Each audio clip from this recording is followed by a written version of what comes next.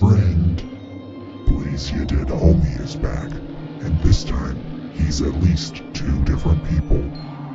It's just this way at the Dim Carnival.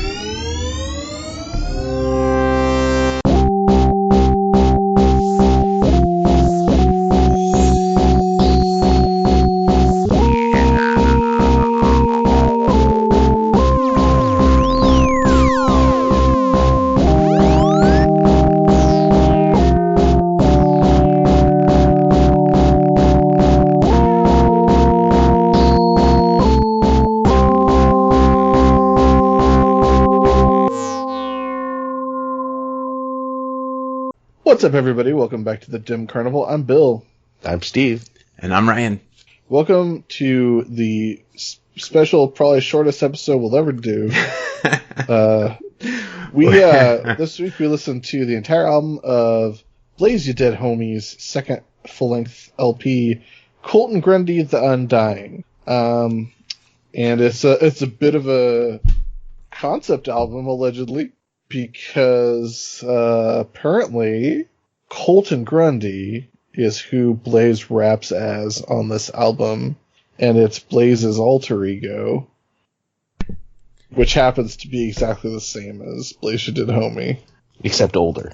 Oh, right, he is older. Okay, so here's the thing. He's not a gangbanger, I guess. He's been around for... ego. Yeah. He does there. I mean, there's a lot of gangbanging content on this record. Well, So there's 15 tracks, first of all, which is a hefty amount, and these are not skits or whatever. These are each like full songs. Album's over 50 minutes long. 5-0. And I had been listening to this. I've been listening to it for approximately 45 minutes, which is a long time to be listening to a record.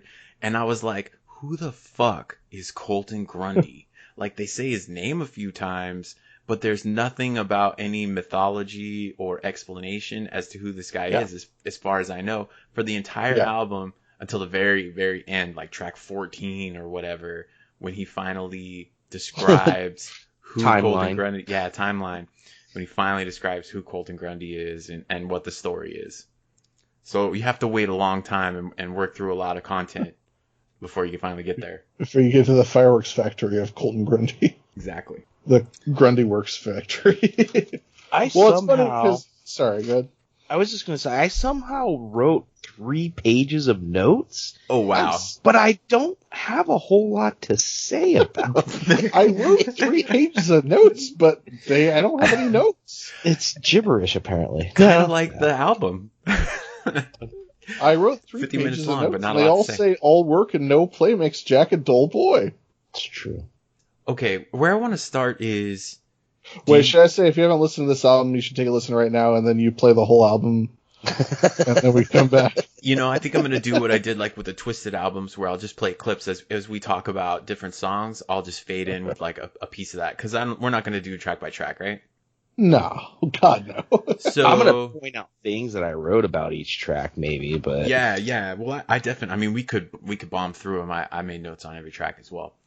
But the first thing I want to ask you guys: do you remember either email that we got, if we talked about it on the show at all, about the proposition that Jamie Madrox writes all or most of Blaze's verses? Have we talked about this at all?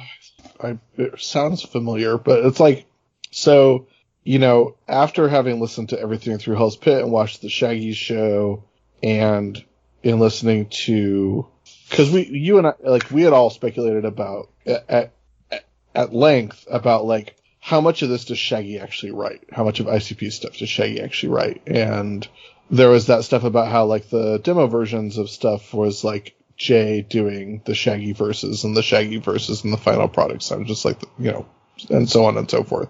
And, you know, at the end of the day, we've all come to the conclusion that like Shags is like super hilarious and super clever and an intelligent dude and has his own interests, and like it seems as though Shaggy writes plenty of what ICP does. In listening to this album and thinking about that as a rumor that Madrox writes all of Blaze's stuff, like, I would put more stock in that.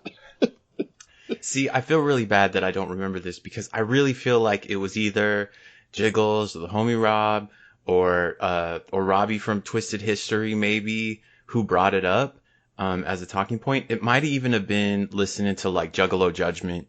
They might have brought it up. And I just can't place where I have the memory, but I feel like somebody had mentioned that at least Jamie was involved. I know Jamie and Paul were both really big on pushing Blaze because Jay didn't like him, right? Yeah. And so trying to get Blaze into Psychopathic was a big effort from Twisted, and that's what makes me think it might have been Robbie. But if you open up the Wikipedia page, writing credits on every single track for Jamie Madrox. So, well, Madrox is on every track, and he produced the album. Right, but and I understand that, but I just feel like when I don't know, man. There's a smoking gun here. There's a smoking gun here, and you can really hear like I'm not trying to take anything away from Blaze, and I want to say even if it's all ghost written, Blaze has a really amazing voice. I really love his voice, and if this is written for him, it's written perfectly for him, even though you can hear, I feel like if you want to project Jamie's like sound onto it, it's really easy to kind of hear that as well, but it fits Blaze. The crazy thing to me about there's a lot to be said about the vocals on this album, but like listening to the whole album, like there are so many times, like it's really, really crazy. Like, how there's certain, like, earlier ICP releases where it's, like, you can't really tell who's rapping at certain times? Yeah. Or at least back in the day, it was harder for us to discern. Like, we're a little bit more in tune to who Jay and who Shaggy are now. But, like, so this album, Colton Grundy, there's, like, so many instances of, like, listening to it, and it's like, oh, is that Jay? Oh, is that Madrox? Oh, is that Monoxide? Oh, is that ABK? Like, there's so many times where everyone's voice sounds like everyone else's voice. Mm-hmm. Like, and that's partly because Blaze does a lot of different deliveries within his vocal range. And like, there's sometimes he'll hit things harder or lighter and it sounds more like Blaze than other times. I don't know if I'm making sense. Well, yeah, he also does like, what's his name? Oh shit. Now I'm blanking. R.A. the Rugged Man has a kind of blocked nasally, like soft voice, like this kind of voice, delivery. Yes. But then also Blaze does like a Law of the Dark Man, kind of back of the throat, scratchy thing. Direct quote. Everybody knows Law of the Dark Man. See, now I got to put Law of the Dark Man on Instagram because we mentioned his name. Yeah, so I definitely hear you on that. And to go off of your point further, everybody's on this album all over the place. Yeah. Lots of cameos and lots of people jumping in. And that was kind of fun too, because, kind of breaks it up, I guess. Yeah. Well, so what I want to say right off the top is like, I listened to like the first 4 or 5 tracks, and then I texted you guys that I was listening to the first like quarter of the album or whatever. So like in listening to those first 4 or 5 tracks, I was listening to it with my headphones on, and I was like, oh shit, like this is really thumping. The beats are really cool. Blaze's voice is fucking incredible. Like this is like fun. Like nothing was really like grabbing me or engaging me, but like in listening to the first handful of tracks, I was like, this is a super solid rap album. It's like the production is amazing. The beats are hard. And Blaze's voice is awesome. But, like I texted you guys that and you guys are like, this album's so boring.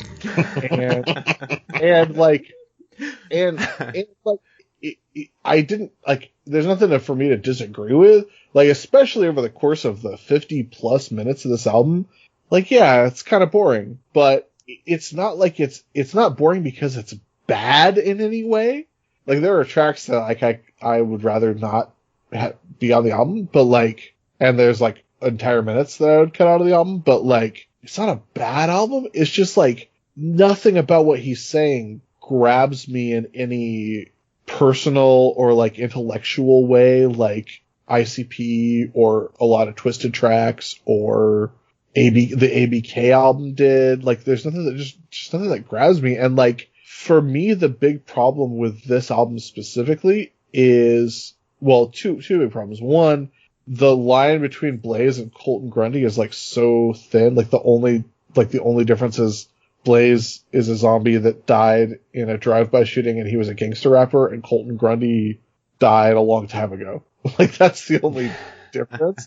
But like, so to me, the huge difference between this and other Psychopathic Records releases that we've listened to is like like Madrox, Monoxide, ABK, and especially ICP are always like, shit, I came up with this idea. This would be a dope concept for a track. We should write about this. We should do a song about this. We should do a song about being buried alive. We should do a song about playing Spin the Bottle. We should do a song about, fucking whatever, The Witch, Evil Eye. We should, like, this is a cool concept for a song. There's no concept for any of the songs other than Timeline, except for, hey, I'm going to talk about all the cool stuff I do. I was surprised by the party references in it. And that's just, but that's the majority of rap. And like, there's nothing wrong with that. It's just not Psychopathic, Records rap. Exactly. Correct. So like, if like the first Blaze album, we all fucking loved. We thought it was great. But the concept of that is like, I'm rapping about life as Blaze You Dead Homie, a very distinct character, as opposed to Colton Grundy, which is a lot like Blaze, but less distinct, which means it's less interesting. Right? Because like, I gotta say that's fair, man. That's fair. Yeah. Like, Blaze is something you can really latch onto. Colton Grundy's just like, I'm dead. And now I kill people, maybe? I don't know. I got a shotgun, I guess, sometimes. I found myself on almost every track writing gangster themes. Like, that was the note that I want to make about this, gangster themes. And there's a lot of rap that, like, there's a shit ton of really fucking talented rappers and hip-hop artists that don't have super interesting things. Like, they just write about the cool stuff they do or how they're feeling. And I love those albums. It's just, I guess the mindset of like, I'm going to listen to a Psychopathic Records album is not the mindset of like, this is what I'm going to get. I just imagine when I was listening to it, I imagined there's got to be tons of people who fucking love this record, and love putting it on, driving down the street, fucking blasting it. Because everything you said, Bill, is absolutely correct. The production is super crisp. I feel like Fritz, the cat, his style, I said, I don't remember which episode before, but that I felt like it meshes better with Twisted than it does with ICP. And I feel like that as well with Blaze, that the music just goes really, really well together. It all sounds great. Like, if you have to drive across town and you got a really good sound system, like, this is probably a really, like, nice album to listen to. Yeah, if I was wanting people to hear my stereo or whatever, I think it'd be a fun CD to put on, and drive around town or whatever. Well, since we were already talking about who is like the character, Colton Grundy, and well, before I get into my point, I do want to just piggyback on what you guys said. Again, I like the album sounds amazing. Like I that's like a lot of my notes are just like, wow, that this song is cool, his flow is cool, and that's kind of where they end sometimes. He's a super talented MC. Like, absolutely. He's up there with Madrox and Monoxide for like the best Psychopathic MCs ever. But like trying to like figure out what the album's about, who, like finding some kind of continuity throughout the album, which there is a little bit, but at least because there's drinking and hoes and shooting and being dead. But Timeline, like you said, I keep changing feelings, raging, watches, I metamorphosize, well, time keeps ticking in the timeline, ticking in the time keeps ticking in the timeline, ticking in the... He is the Father and I am the Son, and together we become the great undying one, well... It's like finally tells the story, but that song confused me even more, because they keep talking about a guy named Solomon, and who the fuck is Solomon? Right. And then it's Solomon... Colton Grundy, and then Colton Grundy is Blaze's dad. Yeah, like, and then the same person. Should we talk about Solomon Grundy? Is that the comic book character? Batman? Yes. So yeah, that's okay. The character of Solomon Grundy is based on a nursery rhyme from like the 19th century. Solomon Grundy, which is basically just Solomon Grundy lived and then he died. Like he died in a week. And the Solomon Grundy Batman villain, DC Comics character, is an animated corpse. Solomon Grundy died on a Monday. Yeah. So that's it. And that's very, very clearly where Colton Grundy came from. Right. And what I thought was interesting about that is Timeline starts off maximum Dark Lotus vibes, like maximum first Dark Lotus album vibes, and like them, like the very like sort of Eastern flavor like music at the beginning of that, and then talking about Solomon. Like I instantly started thinking about King Solomon. That's what I was thinking too. I got completely thrown off, and I'm not super knowledgeable about DC, so I'm glad you brought that up. Yeah. I don't know about the poem either. And when he was saying the whole Solomon Grundy, I literally, cause I just reread not too long ago, The Long Halloween, and he plays a small little role in that. And so I instantly thought of him, but I was like, I don't know why I didn't make the connection that was what Colton Grundy was, because they never mentioned Solomon Grundy, and it makes sense with, if it was written by Mad Rocks now, that it has a Batman reference in it, of course. So, which the other just throw in, which is surprising, because I didn't know anything about it being like ghost written by Mad Rocks. Which surprises me even more that I found the album boring. To be honest, I would have thought if he was writing an album that and he was using some kind of concept that maybe it would have been.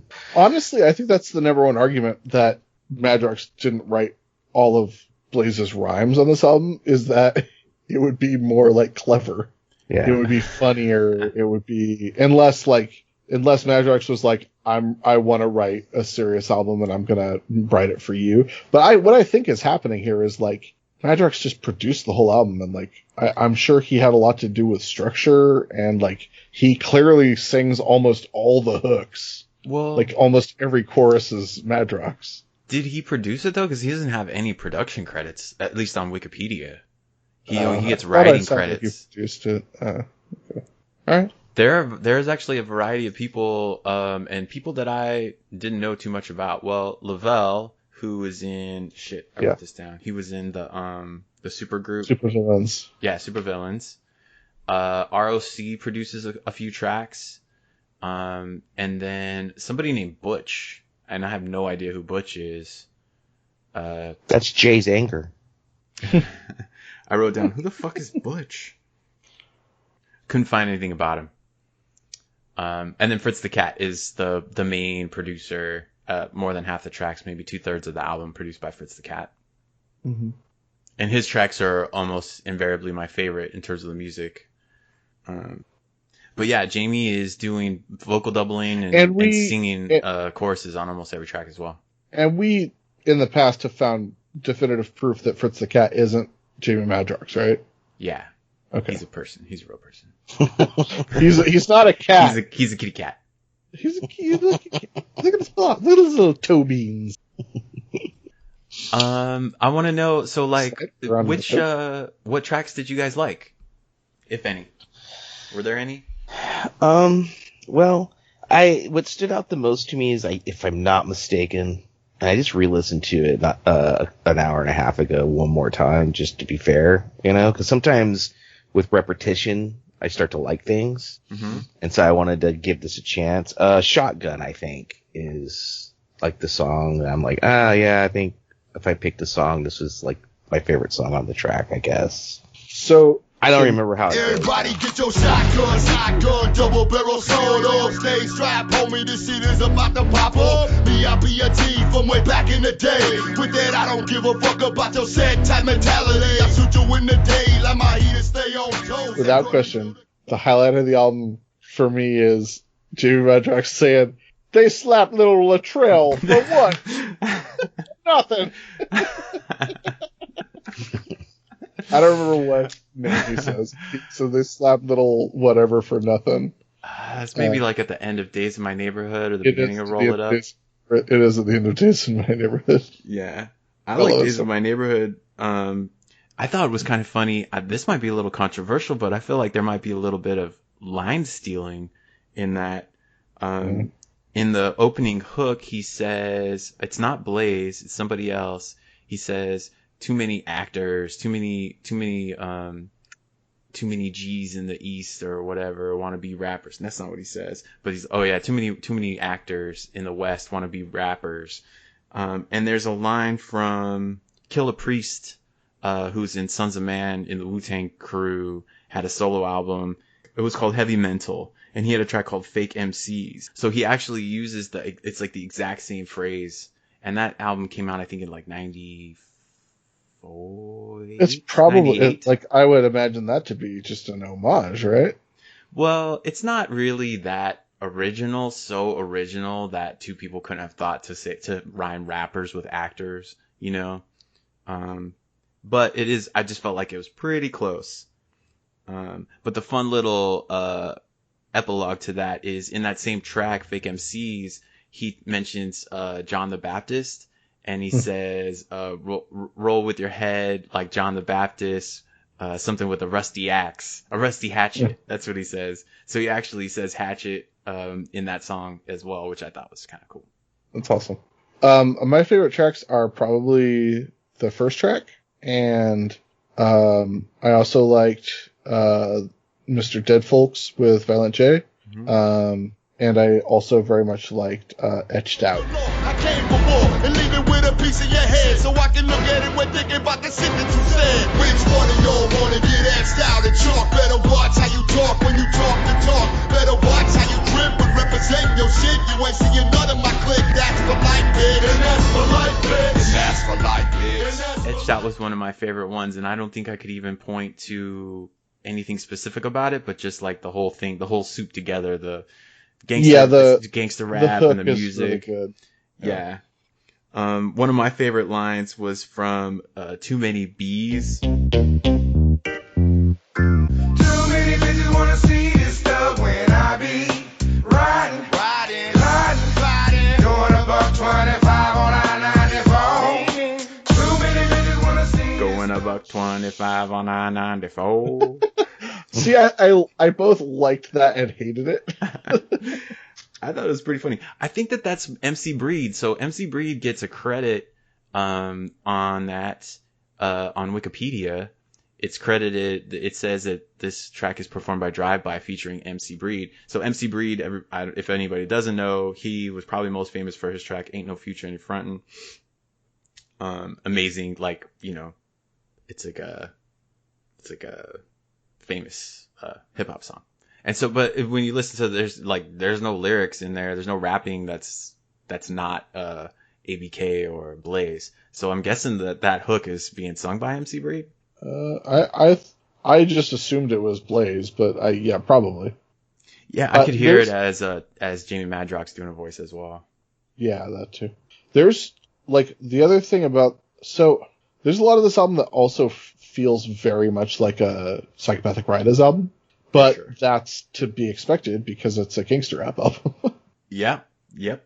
It's funny, like the first song, Bump This Shit, because my first note was it seems kind of mean to say I don't want to listen to your music that you like. And he's like, but bump this shit. Don't tell me that it's banging off the hook and the tie. Your opinion matters to you. Come again? Your opinion matters to you. Okay. Bump this shit right here. When you're at your wit's end and you still don't give a fuck cause you love it. Bump this shit right here. I thought that was kind of weird because it's sort of like an anti-rockist message. Yeah. Or like he's trying to break a stereotype or whatever, but the whole album is very much like what you would expect, I guess. So that was kind of strange. Other thoughts? I thought that on the song Touch of Death, I could be wrong, but the chorus was a very familiar sounding chorus to a song we're going to cover, or on the album we're going to cover next, I believe, from Monoxide Child's Chainsmoker.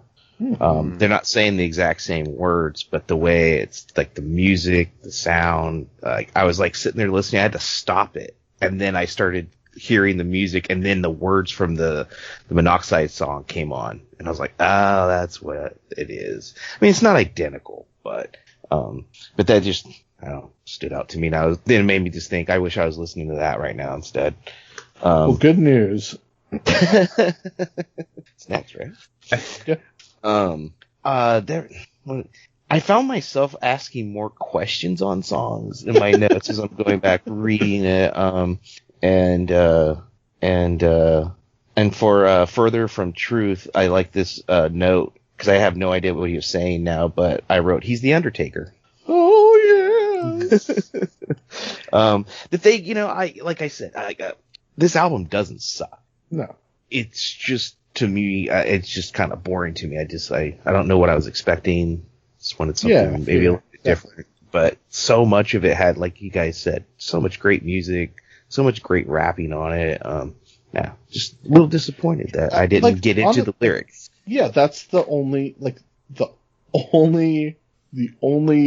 reason that I'm probably never going to listen to this album again is because it didn't grab. There was I didn't expect just an album. Like, again, like not to beat this dead horse too much, but like when ICP, like, the mythology of like, ICP makes an album when the Dark Carnival tells them it's time to make an album, and then the Dark Carnival tells them what they're going to make the album about, whatever. But when ICP, it's time to make an album, they're like, all right, it's time to make an album. This would be a cool idea for a song. This would be a cool idea for a song. This would be a cool idea for a song. This would be a cool idea for a song. Now, how do we make them all go together? Right? Mm-hmm.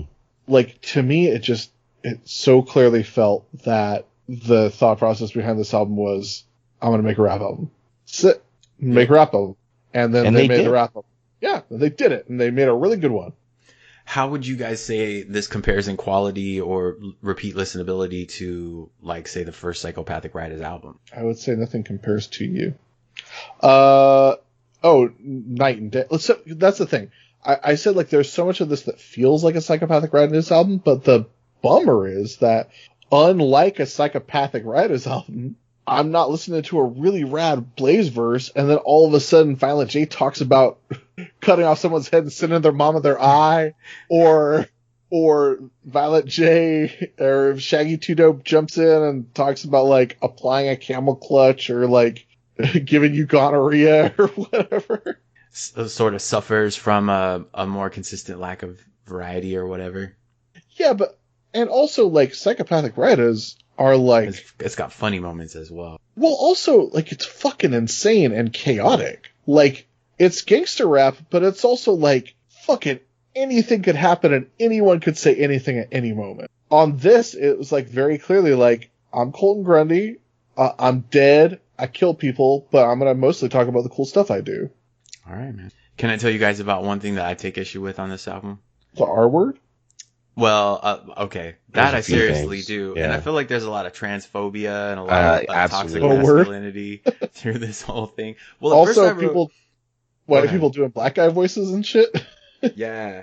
Well, there's a song, one of the songs, Out the Gate, he makes a lot of comments about, is like a repeating hook about like men trying to be women. Mm-hmm. And at first I thought that was transphobic, but then I thought maybe it was just not men literally trying to be women or whatever, because trans women are women, but just like not liking like the feminization of men, or like, yeah, I don't know, because it's kind of like, it's real toxic masculinity, patriarchal bullshit of like act like a man, quote unquote. Yeah. But no, I was gonna make it. Oh, sorry. Go ahead, Steve. Oh, I was gonna say my notes on that song was I love it when people say I'm too real. And I wrote, I don't want to go to a party though, so I should leave. But then the other thing I wrote was, please don't break your hip dancing. It's just really unnecessary. Because in the chorus, get on the dance floor and break your hips. Just like, what? No, don't do that. Someone call the police. Well, no, I was actually gonna make a joke that I didn't like, that there's a track called Roll It Up, but it's primarily about drinking. Roll it up, come on girl, pour some more drink in my cup, turn it up. You know that I came to get right. right. And the party don't stop till sunlight. 4 points later, and 2.5 bottles of Dime P, followed by 4 shots of whiskey. Had me tipsy. Yeah. I was like, okay, here we go, weed song, and then I just my only notes for it. I don't like it.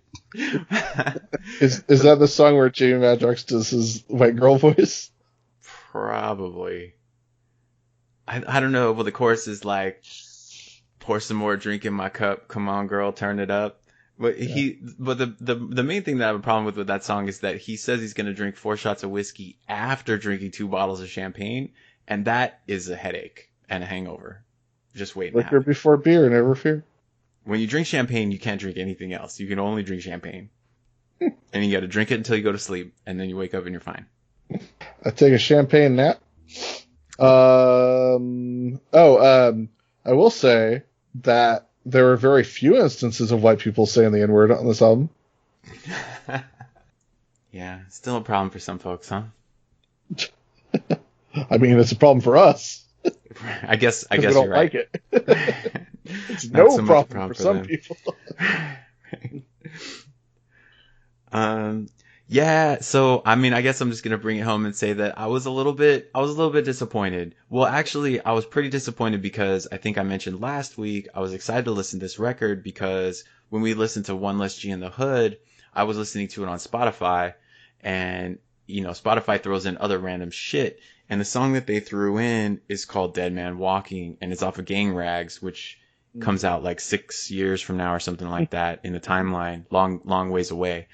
And I think that song is amazing, and it features a lot of cool variety. The music is really interesting. So maybe when we get to Gang Rags, I might have more compliments to give. Yeah, I was super disappointed because, like, we listened to One Less G in the Hood. I knew I liked that album, but, like, we were, like, it really holds up. Like, that album really holds up. Like, I liked it at the time, but I was surprised at how much I still liked it. And we listened to ABK's album, and we fucking loved it. Right. So it's like, okay, we know we like the Blaze album. We know we love the ABK album. And now here's another however many years. Now Blaze is dropping another album. It should be good. And it is good. It's a good album. But I don't care about it. There's nothing wrong with this album. I just don't give a shit. No offense. I feel like there's a quote on the Wikipedia page for the album where there was a review who described this album thusly: Snoop Dogg-esque mid-tempo G-funk matched with vintage monster movie sound effects and hard rock style beats. Lyrics make reference to murder, intoxication, misogyny, gangster rap themes, and supernatural fantasy. Was that review written by Dave Chappelle's white guy voice? Yeah, it could be. Probably. I tried to read it in Dave Chappelle's white voice. Yeah, it's from AllMusic or whatever. Snoop Dogg influenced Western style gang rap. Yeah. You got it. Monster movie themes I don't care for. A little soupçon of the supernatural. Anyway. All right. That's it?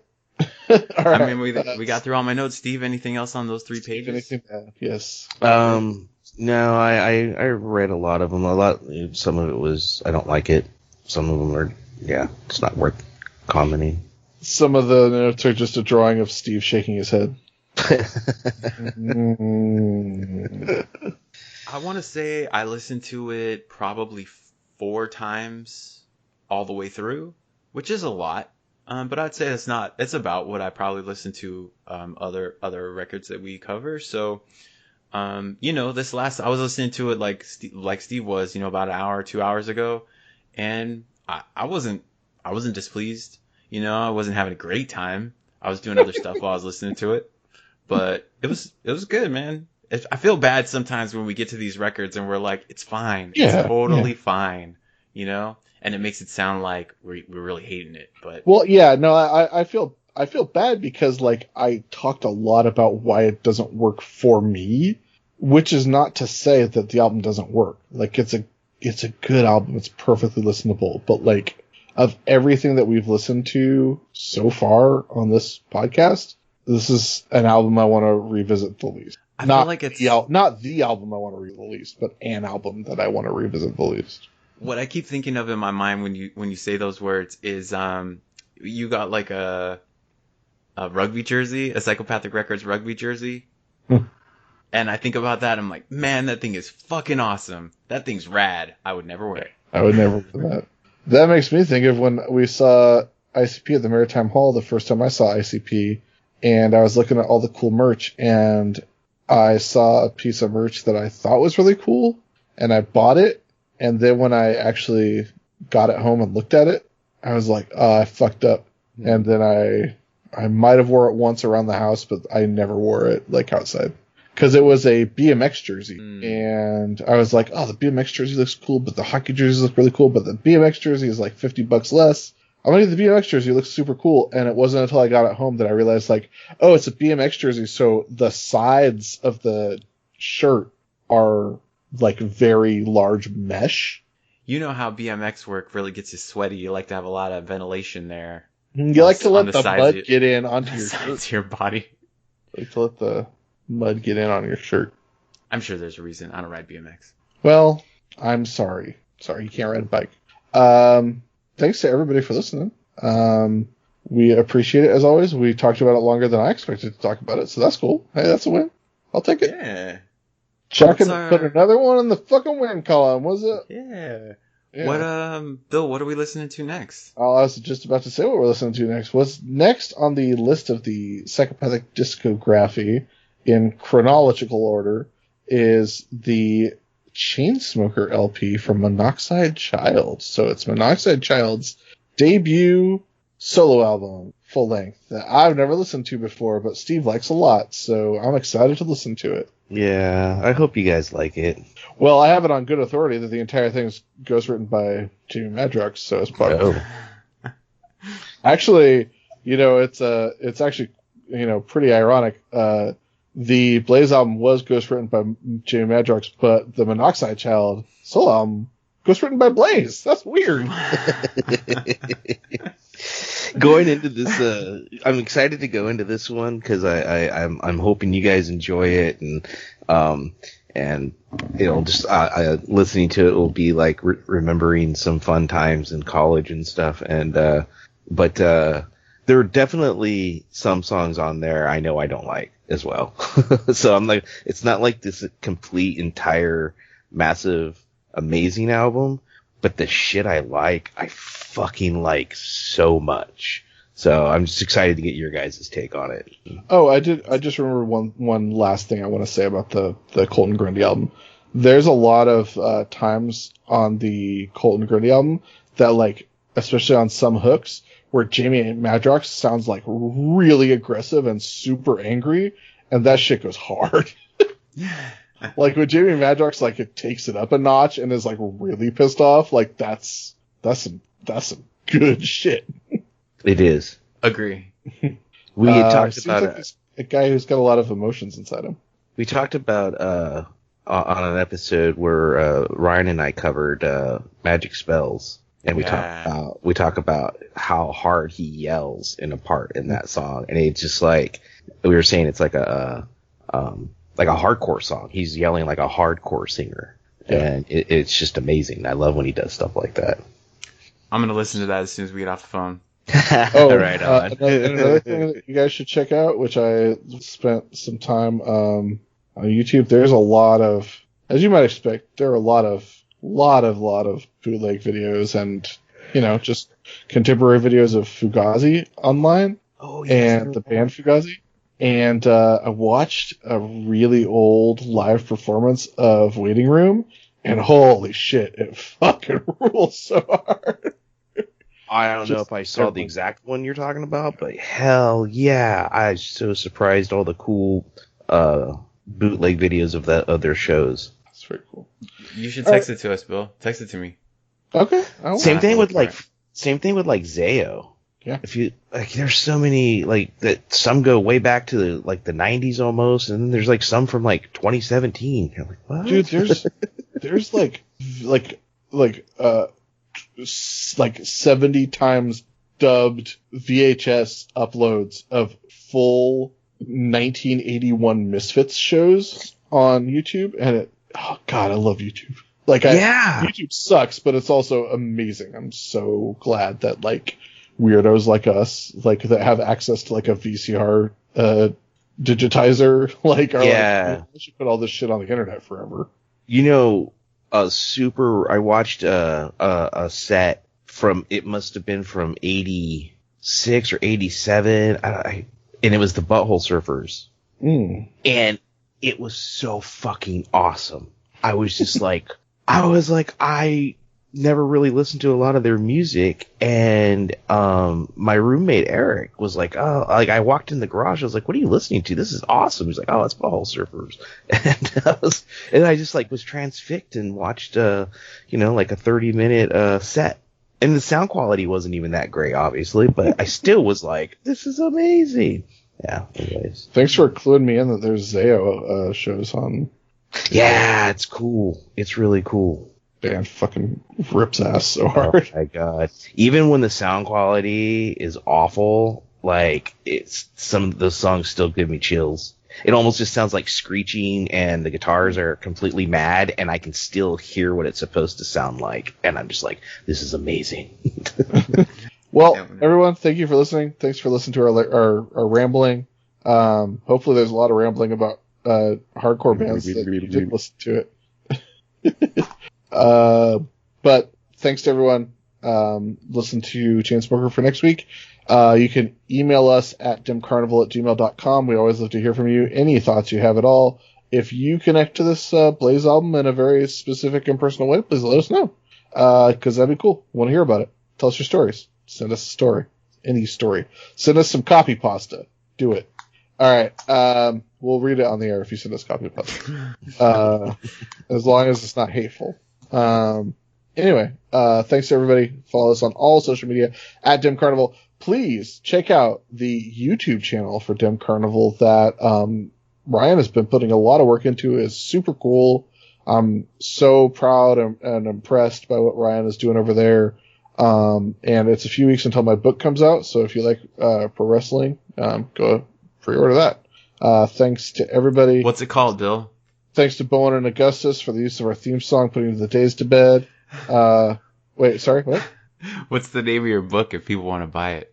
It's called We Promised You a Great Main Event, and it's by Bill Handstock, and you can look that up on the Googles, and it'll take you to wherever you need to go. You can pre-order it directly from HarperCollins. You can pre-order it from a million different resellers. You can order it from independent bookstores. You can also order the digital copy, or you can order the audiobook, which is crazy. I didn't narrate it, sadly, but I ramble enough on this show, so I get that out of my system. The guy who did narrate it is really cool. He's the person I selected to read it, so I'm excited to hear it. I'm excited to see it. I get to see the physical copies very soon. It's exciting times, guys. Anyway, thanks to everybody. Oh, thanks, guys. You're very sweet. And thanks to everybody for listening. We love you. And until next time, I'm Bill. I'm Steve.